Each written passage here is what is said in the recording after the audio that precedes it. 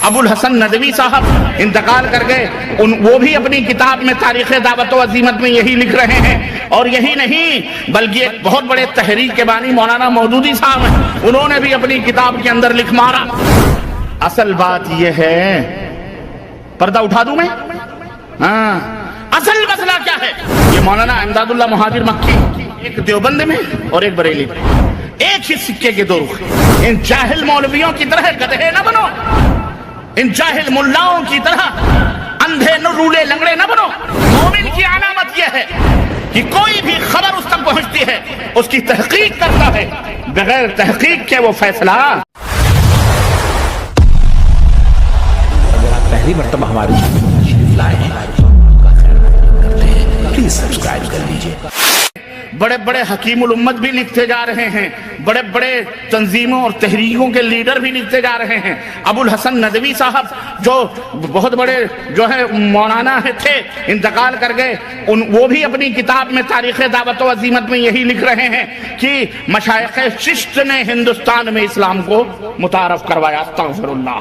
اور یہی نہیں بلکہ ایک بہت بڑے تحریک کے بانی مولانا مودودی صاحب ہیں، انہوں نے بھی اپنی کتاب کے اندر لکھ مارا کہ جو ہے پروفیسر آرنیٹ فرماتے ہیں کہ خواجہ معین الدین چشتی اجمیری نے اسلام کو ہندوستان۔ اب جب اتنے بڑے بڑے لیڈران دین زچ کھا سکتے ہیں، غوطہ زنی خرافات میں کر سکتے ہیں، تو لوگ جو عوام الناس ہیں بیچارے، ان کا تو مبلغ علم کیا ہے آپ خود اندازہ لگا سکتے ہیں۔ چنانچہ ہمارے برِ صغیر میں مشہور ہو گیا کہ جناب علی خواجہ صاحب لائے ہیں، خواجہ صاحب دین کو لائے ہیں ہندوستان میں۔ ہند کے راجہ کون ہیں؟ بولو، ہند کے راجہ کون ہیں؟ معین الدین چشتی اجمیری لائے ہیں۔ اب صاحب دیکھو، صاحب وہی رٹ رہے ہیں کہ نہیں رٹ رہے؟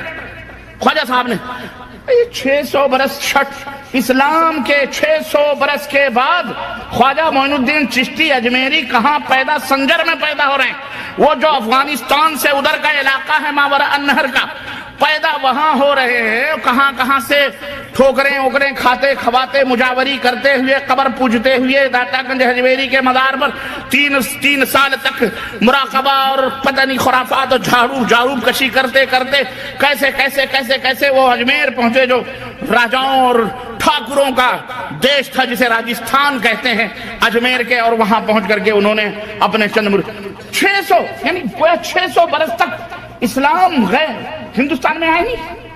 کسی کو یہ سوچنے کی نوبت نہیں ملی کہ محمد ابن قاسم رحمت اللہ علیہ 93 ہجری میں سندھ کے دروازے کھٹکھٹا رہے تھے اپنی 12,000 فوجوں کو لے کر، جو محدثین کی علماء ربانیین کی ٹیم تھی۔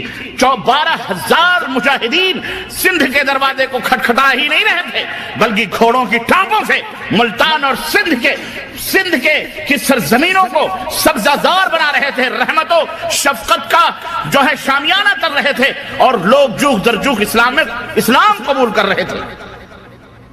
93 ہجری میں اس وقت امام ابو حنیفہ رحمۃ اللہ علیہ بھی نابالغ تھے، 13 برس کے تھے۔ کتنے برس کے تھے؟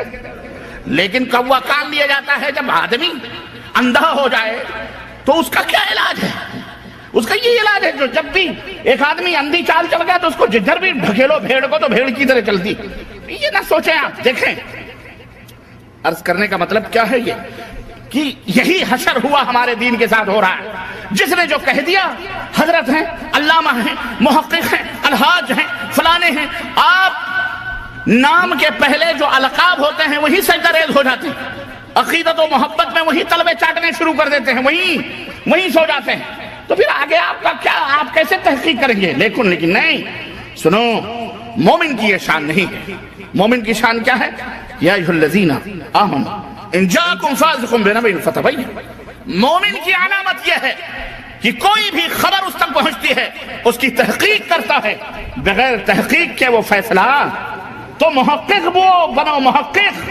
ان جاہل مولویوں کی طرح گدھے نہ بنو، ان جاہل ملاؤں کی طرح اندھے رولے لنگڑے نہ بنو۔ یہ تو خود ہی اندھا مقلد، اندھا کیا؟ اس حقیقت کا علم یہودیوں کو ہے، لیکن یہودیوں کے گزن، یہودیوں کے ڈسے ہوئے یہ ملا نے اس حقیقت کو نہیں سمجھا۔ اللہ کے نبی نے لعنت بھیجی، کہا تمہیں اس لعنت میں ملوث کریں گے۔ اللہ کے نبی، اللہ نے قرآن میں کہا کہ انہوں نے اپنے مولویوں کو رب کا درجہ دیا ہوا، کہا چلو تمہیں بھی ہم عقیدت و محبت کے نام پر رب کا درجہ دیا۔ اللہ تعالیٰ اللہ کے نبی صلی اللہ علیہ وسلم نے ہر بدعت کو گمراہی قرار دیا. انہوں نے کہا نہیں بدعت بھی اچھی بدعت ہوگی. یہ مولانا امداد اللہ مہاجر مکی یہ وہ گائے ہے جس کا دودھ جس کے پیٹ سے 2 بچے پیدا ہوئے. میں یہ حقیقت ہے اور میں بیان کر رہا ہوں. یہ عرس اور میلے کا بھی اسی سے تعلق. اس کے پیٹ سے 2 بچے پیدا ہوئے, ایک دیوبند میں اور ایک بریلی میں. یہ دونوں بیٹھ گئے بریلی میں. خان صاحب وہاں ہیں, وہاں خان صاحب ہیں, اور یہاں شیخ صاحب ہیں, شیخ صدیقی. کون ہے شیخ؟ یہ شیخ اور پٹھان کی لڑائی ہے, اور کچھ لڑائی نہیں. اور واللہ بدلا یہ شیخ اور پٹھان کی لڑائی ہے, یہ دین کی لڑائی. دین تو اس لیے انہوں نے بنا لیا ہے تاکہ روٹی بوٹی اگر ادھر جا رہی ہے تو ادھر بھی روٹی بوٹی آئے, ورنہ یہ دونوں ایک ہی رخ کے, ایک ہی سکے کے 2 رخ ہیں. ایک ہی روپیہ ہے, اس کے 2 رخ ہیں. اس کی تہوں میں جاؤ گے تو تمہیں یہ حقیقت ملے گی. طاہر القادری اس زمانے کا ایک بہت بڑا دجال ہے. نام لینا میں مناسب نہیں سمجھتا ہوں, لیکن جو خود ہی متعارف ہوں ان کو کیا, ان کے اوپر کیا ہے نام لینا. اس نے اپنی ایک تقریر میرے پاس موجود ہے, اس میں اس نے یہ کہا ہے کہ ایک بزرگ گئے جب مدینہ تو دور ہی سے روتے روتے فضائل بیان کر رہا ہوں حضرت کے درگاہ, تو دیکھا کہ سائے گنبد خضرا میں ملگجے اندھیرے میں چند کتے بیٹھے ہوئے تھے. تو حضرت بھی چند کتے بیٹھے تھے, تو حضرت بھی جا کے آلتی پالتی مار کر ان کتوں میں بیٹھ گئے. اور کہتا ہے میں تو حضور کے دربار کا کتا نہیں کترا ہوں. کترا, کتے کی بھی تصغیر کترا. کہتا ہے میں تو کترا ہوں, کترا حضرت کے چوکھٹ کا. حضرت جا کر کے اس کتے میں بیٹھ گئے, لیکن وہ کتے بھاگے نہیں. کیوں؟ وہ معمولی کتے تھوڑی تھے. وہ کتے ہوتے تو نہ بھاگتے, وہ کتے نہیں تھے. وہ نہ جانے کہاں سے آئے ہوئے اولیاء اللہ تھے جو وہاں آرام کر رہے تھے. بھاگے نہیں اس لیے وہ کتے نہیں تھے, بھاگ جاتے تو وہ کتے. ہم نے کہا تو اپنے بزرگوں کو کتا کہہ لے, تو کتا, تیرا باپ کتا, ابن الکتا, کتے کا کتا کتا ہی ہوتا ہے. تو مومنوں کو کتا نہ کہے, یہ کتے کی نسل ہوگی اس لیے کتے.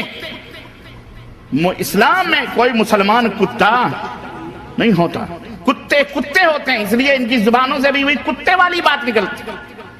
میں کہتا ہوں تو کہتے ہیں ربانی کتا کہتا ہے. میں کیوں, میرے باپ کو کیا پڑی کسی کو کتا کہنے کی؟ وہ خود ہی اپنے آپ کو کتا کہتا ہے. جو خود ہی اپنے سر پہ جوتا مارے اس کو جوتا مارنے کیا پیدا؟ وہ اللہ نے زندگی میں لعنت رکھی ہوئی, تو آپ اس کو لعنت کر کے کیا پاؤ؟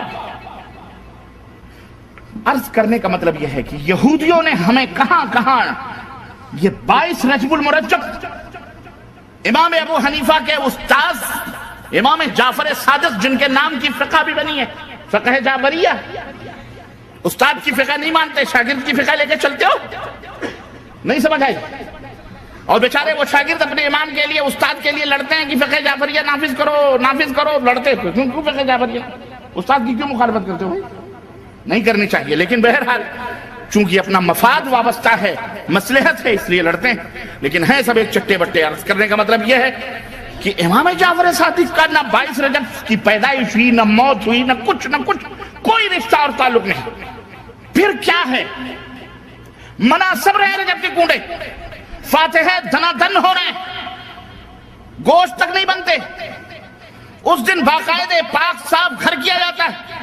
یہ وجہ کیا ہے؟